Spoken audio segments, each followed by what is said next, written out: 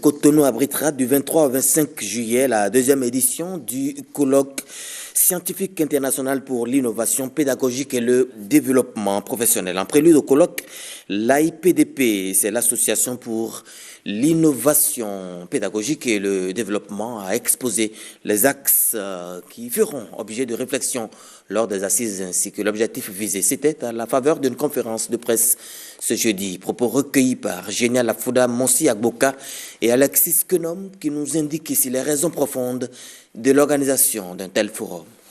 Si nous avons décidé vraiment d'organiser ce colloque, c'est d'abord dans un premier temps pour essayer de réduire ce fossé-là qui existe entre l'Afrique et ces pays du Nord. Alors, les Africains en général sont très intelligents.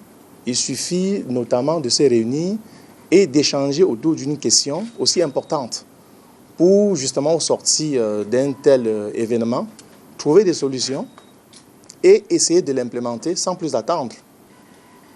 Alors, durant les 3 journées de travaux, nous allons passer à travers 4 axes. Nous allons expliquer vraiment c'est quoi l'approche par compétences.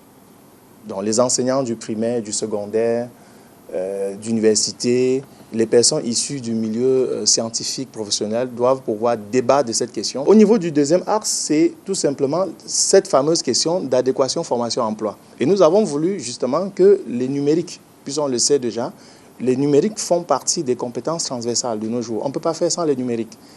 Et à ce niveau-là, cette année, nous avons voulu faire des choses, apporter une valeur ajoutée à ce qui a été fait du côté du Cameroun. Au niveau du troisième axe, il sera nécessairement basé sur le bien-être psychologique au travail. Pourquoi le bien-être psychologique au travail? Quand on parle directement de l'approche par compétences, on parle de l'adéquation formation-emploi. Et du coup, subitement, pourquoi le bien-être psychologique au travail? En Afrique, habituellement, on ne sait même pas ce que c'est.